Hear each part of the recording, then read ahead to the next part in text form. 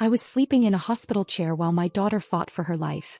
The family group chat was dead silent. Then my sister messaged, "Mom says you should help with the honeymoon. You're rich now, right?" I just opened my banking app and cut them off.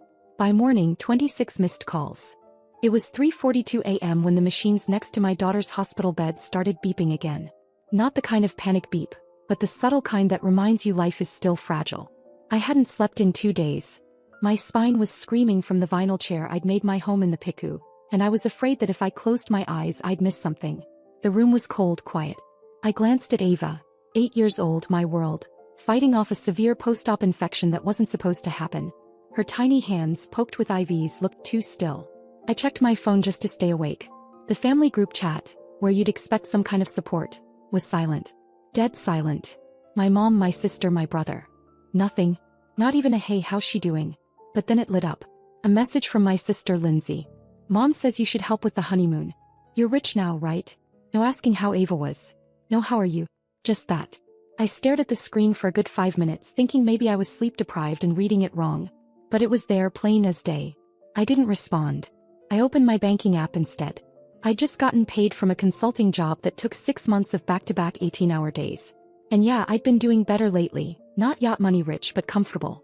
My family noticed. Funny how they always notice the money but never the effort behind it. I scrolled through my recent transfers, rent, hospital bills, groceries delivered to the house Ava and I barely lived in anymore. Then I scrolled down to the recents under contacts. Mom, Dad, Lindsay, Josh. Each name I tapped, I hit remove bank access. See, a year ago I added all of them to a shared family account. I paid off Mom and Dad's second mortgage. Helped Lindsay with tuition. Lent Josh enough for a new car after his DUI. I never asked for anything back. By 4 a.m. I cut every one of them off. No warning. No explanation. When the nurse came in to check Ava's vitals, I pretended to be asleep. But my mind was racing. At 7:12 a.m., when sunlight hit the room like an accusation, I saw the red bubbles on my screen. 16 missed calls. 4 from Lindsay. 5 from Mom. Even Josh called me 3 times in a row. Something he never did unless he needed money or was in jail. Probably both. And I didn't answer a single one. Instead, I muted the group chat. And then I muted every feeling I had about them too. I thought that was the end of it. It wasn't. I stayed in that hospital room for 4 more days. The walls didn't seem to change. The light always felt too harsh, the air always too dry. Nurses came and went and I learned their names, their routines, even which ones liked to hum while adjusting Ava's IVs. But from my family, nothing. No one showed up. No one asked about Ava's progress. Not one of them came to sit in the waiting room or bring a cup of coffee or even text, "How are you holding up?" You know what did happen? On day 2 I got a Venmo request from Lindsay. It was titled "For the Airbnb deposit." I didn't even open it. I just stared at it. She knew Ava was fighting sepsis. She knew the hospital bills were climbing. She knew I hadn't slept or showered properly in days. And all she cared about was a rental with a view. By day 3, Ava finally started to stabilize. Her fever dropped. She opened her eyes and whispered the word, "water." I cried so hard the nurse had to steady me. She was awake, weak but awake. The first person I called wasn't my mom. It was Maggie, Ava's godmother. She showed up with clean clothes, dry shampoo and 2 coffees. She sat by Ava's bed and told her a made-up story about a squirrel that saved a forest. Ava even smiled. It was the first time I'd seen her do that in a week. I realized then that family isn't always blood. By day 4 the doctor said if all went well we could go home in 3 days. Ava was eating again slowly. Her color was returning. I should have been relieved. But all I felt was cold. Because when you go through hell you look around to see who's in it with you. And they weren't there. They were planning honeymoons. They were arguing in the group chat about what restaurant they should try during Lindsay's bridal shower weekend. So I didn't tell anyone when we were discharged. I packed up Ava's things in silence. Her stuffed bear. Her blanket. Her get-well cards from school friends. No balloons from Grandma. No flowers from Uncle Josh. Nothing. When I got home I parked 2 blocks away and carried Ava inside while she dozed off against my shoulder. I just wanted peace. But less than an hour later I heard it. That knock. The kind of knock that comes with nerves. Tap tap tap. Then a pause. Then again. I looked through the peephole. It was Karen. My next-door neighbor. I didn't open the door but she shouted through it anyway. She said she saw me carrying Ava inside and was just so glad to hear she was okay. I should have known she'd report it. Because not even 2 hours later my phone buzzed again. A new message from my mom. "Glad Ava's home. We'll come by in the morning." We need to talk about what you did. No, thank God she's okay. Just what you did. Like I was the problem. I should have ignored it. But I didn't. I opened the chat. And I typed exactly one word. No. Then I turned my phone off completely. The next day they showed up anyway. They came in the late morning just like she said. I was in the kitchen blending soup for Ava when I saw their car pull into my driveway like they owned the place. First my mom. Then Josh behind her. And Lindsay wearing sunglasses like she was attending a brunch, not a confrontation. I didn't open the door. They rang the bell 3 times. Then came the knocking. I just stood there watching from behind the curtain waiting to see how long they'd last. Ava was asleep in the living room, wrapped in her favorite throw blanket, her little chest rising and falling steady for once. Then I heard something that made my stomach drop. Josh said loud enough for me to hear through the door, "She's doing this for attention. Nobody's actually that busy with a kid." My mom didn't even correct him. That was it. I opened the door. I didn't invite them in. I didn't offer coffee. I didn't say hi. My mom started talking before I could even breathe, something about how we don't appreciate being cut off without warning. And you made a commitment to this family. I cut her off. I asked one question. Do you even care what happened to Ava? There was this pause. Just a second too long. Lindsay rolled her eyes. Josh mumbled something like, "Kids get sick. She's fine now, right?" I think that was the first time I ever felt something physically break inside me. Like a string snapped and everything just unraveled. I told them to leave. I told them I didn't want to see them anymore. Not at birthdays. Not at holidays. Not ever. And that's when my mom, the woman who raised me, looked me in the eye and said it. "We're not going to grovel over a stomach bug. You've changed, Ellie. Ever since the money." She said stomach bug. As if sepsis was a mild inconvenience. As if Ava fighting for her life had been an overreaction. After they left, I sat on the kitchen floor with my back against the dishwasher and cried like I hadn't cried the entire time Ava was in the hospital. Because I finally accepted it. They didn't love Ava. Not really. And they definitely didn't love me. They loved the version of me that gave them things. That's when I made a decision. One I hadn't been ready to make before. I called my lawyer the next morning. I had him start the process of removing them from everything. The will. The power of attorney. The emergency contact list. Every part of my life where they still had access or control. Gone. It wasn't even about revenge. It was about protecting the only person who ever really mattered. But something strange happened a few days later. I found Ava sitting by the window holding a drawing. It was a crayon picture of her and me and 2 big figures labeled Grandma and Uncle Josh. She asked when they were coming back. I froze. Because I realized no matter how much they hurt me, Ava still loved them. And I didn't know how to explain that sometimes, the people who are supposed to protect you are the ones you need protection from. So instead, I took her to the toy store. And bought her something she'd always wanted. Ava didn't ask again for a few weeks. But when she did, I wasn't ready for what would come next. I thought I could fill the gap with gifts. The kind of things I used to say no to, not because I didn't want to but because money used to be tight. But now, I said yes to everything. The pastel dollhouse with the working elevator. The massive craft kit with more glitter than sense. The mermaid tent for her bedroom. I even cleared out the guest room and turned it into a surprise playroom overnight. With stars on the ceiling and fairy lights tucked behind sheer curtains. She smiled. She laughed.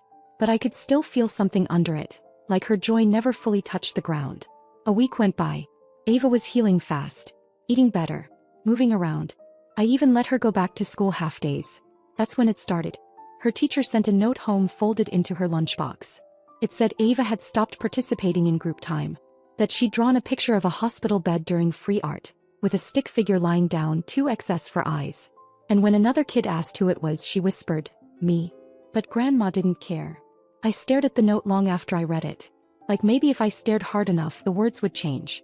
That night while she colored on the living room floor, I asked her what she meant. She didn't look up. Just shrugged. I said gently, "Grandma didn't come, huh?" She nodded. Then she said, "Did I do something wrong? Did I make her mad?" I felt that question hit like a slap. I'd been so focused on shielding Ava from their absence that I hadn't considered what story she might be telling herself to explain it. I hugged her. Told her no, she didn't do anything wrong. That some people just make selfish choices. But her little face stayed unreadable. The next day out of nowhere my phone started blowing up. Missed call. Unknown number. Then another. Then a voicemail. I played it on speaker without thinking. It was Lindsay. She was crying. She said something had happened. She didn't say what, just that she got it now. That she finally understood why I walked away. Her voice cracked on that part and I heard something else in it too. Fear. Then I got a text from Karen. Of course it was Karen. Did you hear about your brother? I didn't respond. But I went online. Just curiosity, nothing more. Josh's name was on the local news site. Something about a stolen credit card, resisting arrest at a gas station, and video footage that already had comments flooding in. He'd been arrested. By noon Mom was calling. This time I answered. She didn't waste time. Said everything was a mess. That the house was underwater, the bank was threatening foreclosure, Lindsay had canceled her wedding, and Josh might lose custody of his son. I didn't say anything. Then she said it. Quietly. We need you. Not we miss you. Not we're sorry. Just we need you. I hung up. And sat there across from Ava, who was giggling while wrapping a stuffed bear in toilet paper pretending it was a cast. She looked so happy. And I realized. I'd rather give her a fake hospital game than ever let her live through another real one. Still, a part of me hesitated. Because as much as I wanted to protect her from them, he still missed them. And I wasn't sure if protecting her meant keeping them out. Or letting them back in just enough so she didn't grow up with the ache I had. Then 2 days later they showed up again. All of them. But this time, they weren't angry. They weren't entitled. They were crying. They came on a Sunday afternoon. No warning, just a soft knock at the door that made my stomach tighten. I peeked out and saw all 3 of them standing there. My mom, Josh, and Lindsay. No smiles. No fake warmth. Just silence and the weight of everything they didn't say for weeks. Ava was upstairs playing with her new walkie-talkies, pretending she was in a submarine. I opened the door a few inches, still not sure if I'd let them in. My mom was the first to speak. Not with a lecture. Just, we want to apologize. I let the door open fully. They didn't try to hug me. That told me this time was different. They knew they didn't have that right anymore. Inside, I didn't offer seats or water. I stood near the entryway and waited. Lindsay spoke first. She said everything in her life was falling apart. That the wedding was off, and her fiancé told her she didn't know how to care about anyone but herself.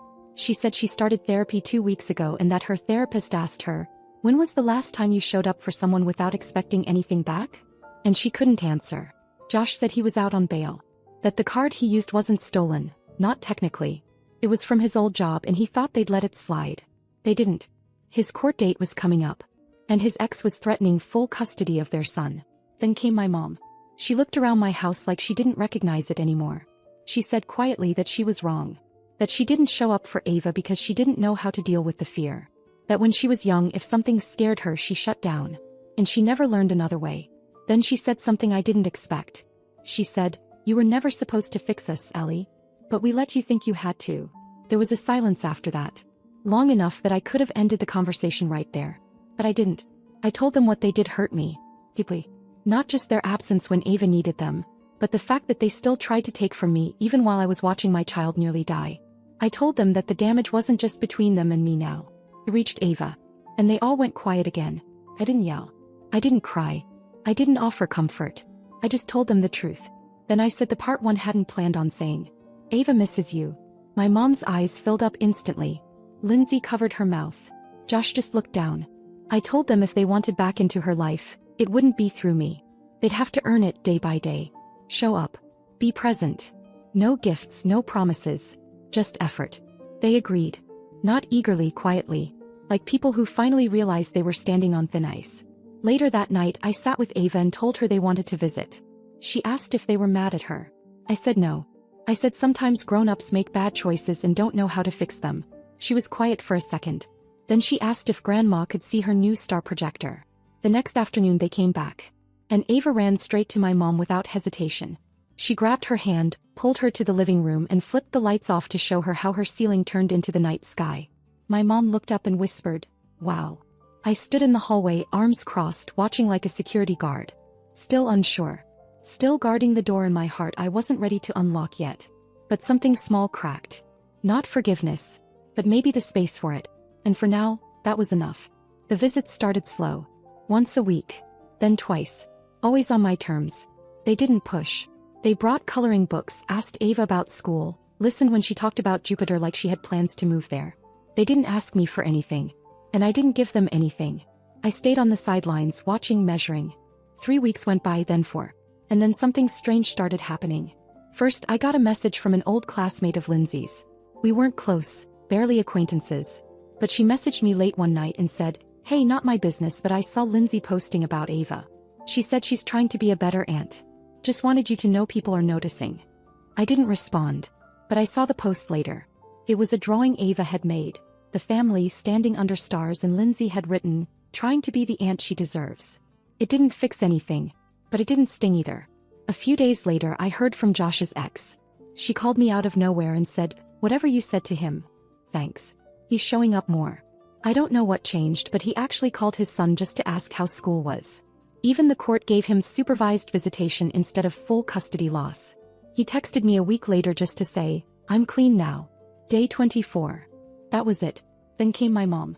One afternoon she stayed behind after Ava went up for her nap. I was in the kitchen cleaning up, expecting the usual awkward goodbye. Instead she pulled out something I didn't expect. A checkbook. I froze. She said she sold some old jewelry and paid off a lingering debt. That she wanted to return a fraction of what I'd given them. Just a gesture. Just to say she was trying to. I didn't take the check. But I didn't throw it back at her either. Instead I said something I hadn't planned to. "I'm glad Ava has you again. I'm just not sure I do." She nodded. And said, "That's fair." That night I went upstairs to tuck Ava in and she told me she was happy. She said, "It's better when everyone's here." I kissed her forehead and turned off the light. Then I sat in the hallway by myself and let the quiet settle around me. Because here's the thing, they didn't deserve a second chance. Not really. They let me bleed dry for years. They abandoned me when I needed them most. But sometimes, the people who broke you are the only ones your child wants to be whole with. So I gave them a thread. They held it. And the world for once didn't fall apart. I believe God sees everything. I believe He lets people fall hard when they need to be shaken. My family had their fall. And somehow they landed with enough bruises to remember but not enough to quit. Karma didn't roar. It whispered. And I listened. I won't forget what they did. But I'll remember what they're doing now. And maybe that's what forgiveness really is. Not erasing the pain but letting the future grow anyway. Letting the future grow anyway. Letting the future grow anyway.